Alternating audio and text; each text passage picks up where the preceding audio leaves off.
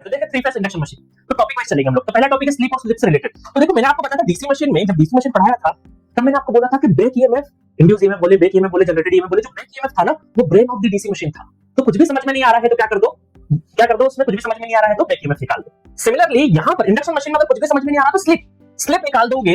असल में स्लिप क्या है ना कि आपका जो स्टेटर का रोटेटिंग मैग्नेटिक फील्ड है ना, और रोटर का जो स्पीड है उन दोनों का क्या रिलेटिव स्पीड है एक तरीके का, इस तरीके से मान सकते हो। बाकी डिटेल वर्जन में सब कुछ पढ़ा है। तो स्लिप आप अगर निकाल दोगे तो स्लिप निकाल दिया तो बहुत सारी प्रॉब्लम आपकी सॉल्व हो जाएगी। ठीक है, स्लिप क्या होता है, s = ns - nr divided by ns into 100%। Percentage में भी लगा सकते हो, नॉर्मल भी निकाल सकते हो। ठीक है, इसका ही शॉर्ट फॉर्मेशन अगर मैं देखूं तो nr = ns 1 - s और ns = कितना होता है 120f/p। ये तो बहुत सिंपल रिलेशन है, सभी को याद होगी। बट इसके ऊपर 2022 में क्वेश्चन पूछे हैं, इलेक्ट्रिकल में भी आया है, इंस्ट्रूमेंटेशन में भी आया है। ठीक है, अभी बताऊंगा। दूसरा है, जब आप ये वाली रिलेशन पे आपने देखा होगा कि rotor frequency equal to slip into stator frequency. हमने हमारे नोटेशन में स्टेटर फ्रीक्वेंसी को f1 भी माना है, इस वजह से दो फार्मूले लिख दिए मैंने।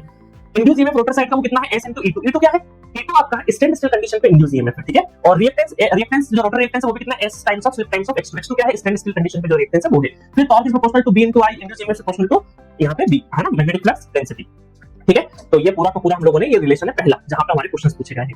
ठीक है, अब आप बोलोगे सर ये करा के आप क्या करना चाह रहे थे, तो मैं तो डायरेक्टली क्वेश्चन भी करा देता, बट ठीक है शॉर्ट में जहां से जिस भी सेगमेंट से क्वेश्चन पूछे हैं वो सेगमेंट्स का मैं थोड़ा सा ब्रीफ इंट्रोडक्शन दे देता हूं ताकि मुझे भी अच्छा फील हो थोड़ा। बट बहुत ज्यादा नहीं बता सकता हूं कि रिसेंट ट्रेंड का पर्पस, सीरीज का पर्पस वो नहीं है ना। आप चाहो तो रेन बूस्टर से पढ़ सकते हो। चलो फटाफट देखते हैं। देखो 2022 का क्वेश्चन है इंस्ट्रूमेंटेशन ब्रांच का। A 440 volt 8 kilowatt 4 pole 50 hertz star connected induction motor has a full load slip of 0. Slip कितना आया है आपका, स्लिप है फुल लोड स्लिप जो है 0.04।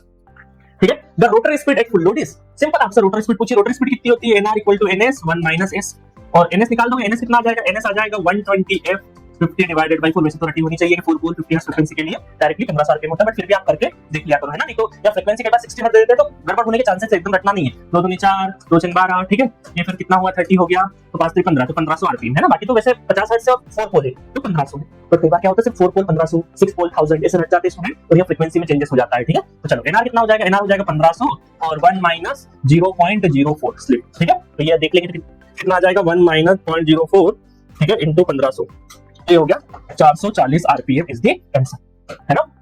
शॉक है थोड़ा सा, है ना। बट आप ये सोच रहे होंगे सर इंस्ट्रूमेंटेशन ब्रांच से उनको तो छोटा क्वेश्चन आ सकता है, बट अब इलेक्ट्रिकल को देखो, है ना। क्वेश्चन नंबर 19 गेट 2022 का इलेक्ट्रिकल का question. The frequencies of the stator rotor currents flowing in a 3 phase 8 pole induction motor are 40 hertz and 1 hertz. ठीक है, यहाँ पे करंट का फ्रीक्वेंसी, इसका मतलब उसी का फ्रीक्वेंसी की बात हो रही है। तो यहाँ पे रोटर का फ्रीक्वेंसी कितना है 1 हर्ट्ज। आपको पता है रोटर का फ्रीक्वेंसी 1 से 2 हर्ट्ज होता है, और स्टेटर का फ्रीक्वेंसी कितना है 40 हर्ट्ज स्टेटर का frequency. The motor speed in RPM, RPM में मोटर स्पीड पूछा है, तो मोटर स्पीड के लिए अभी हम लोगों ने देखा nr = क्या है, ns 1 - s। स्लिप की जरूरत पड़ेगी, तो स्लिप s यहाँ पे एक रिलेशन हमें पता है कि fr = कितना होता है, s * fs।